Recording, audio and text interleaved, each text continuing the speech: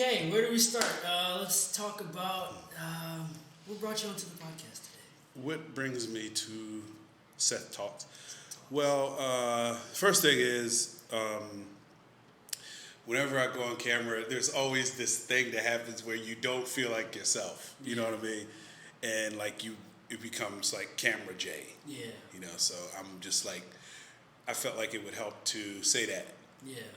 Kind of excise that so that I could just like be, because you're a pro at this now, man.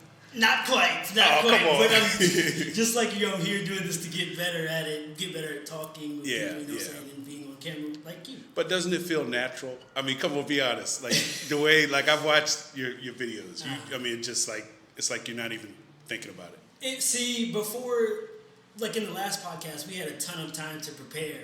Yeah. So it was a couple, maybe like 2 hours of us preparing. Okay. And I was pacing around the room with just thinking. We didn't get that today. What's going on? We didn't get that, but like, I had a couple of moments where I'm like, wow, this is happening. But we talked about like stuff with nervousness and all that. So instead of thinking about it as nervousness, excitement. Okay. I'm not nervous, I'm excited. I'm excited. Yeah. Okay. I'm excited. I'm excited, and this. Yeah. Okay. I like that. Just I excited. like that. I'm just excited. Because we remember in the kitchen we said like we did talk about that. We talked about it. Yeah. Nervousness gets nervous. Don't see. You follow the advice, then I forget it, and I'm like, but it's cool because you'll remind me about it. Yeah. So that's what it is. And it's not like a feeling of nervousness. It's like I know people can relate to it. When you get on camera, like you just become different. I mean, the moment they say, "Okay, we're on." At first, you could have been talking, having coffee, chit-chatting about your day or what you're thinking about. Yeah. And then, okay.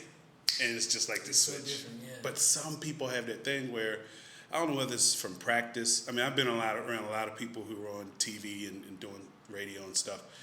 And some people have it. It just seamless. And then some people, they have to do some kind of ritual, some routine to. But I guess... I don't know. It just depends. Yeah, and I think part of it is, or at least sometimes that comes up for me when I'm filming, is like you think about the people that are seeing this and how they're perceiving you. There's a lot of that going on. See, you just got me back. Don't think about it. It's just not at all. Not at all. Well, see, like I was thinking about this beforehand because, like, your generation, this is what you do. From the time like you were a little dude filming Michael Jackson videos. And vampire videos for Halloween. Yeah. This is what y'all guys have done. And for my generation, it was like if you were on camera for something, that was very rare. Unless for me, it was a part of my job. Yeah. But even then, I just never felt like I got used to it. You were on TV and stuff too, right? Yeah. What were you on TV for? I was on TV in my 20s. I was a public affairs spokesperson for a few companies. They were Fortune 500 companies, about maybe 3 or 4 of them.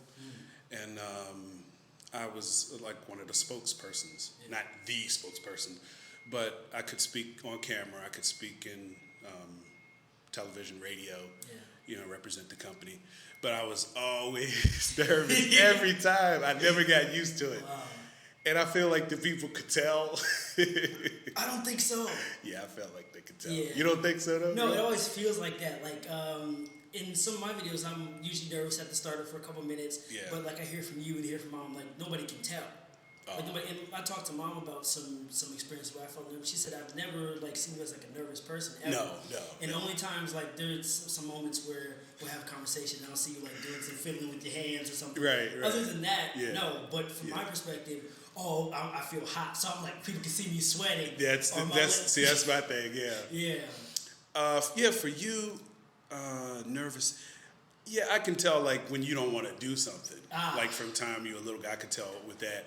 You never really, some people have that thought before they go into a room, that thought that switches them into feeling uncomfortable or nervous, anxious. You never seem to be that guy to have that thought. There's like when you're getting ready to go to whatever event, there's going to be a lot of people there. Yeah. You're preparing, you may be excited and all that.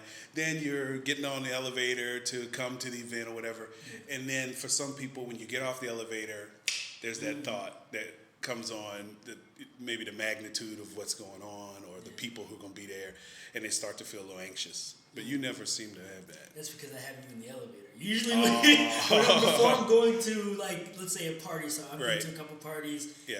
Every time because you usually give me haircuts before I go to these things, so I have like a whole maybe 45 minutes, an hour.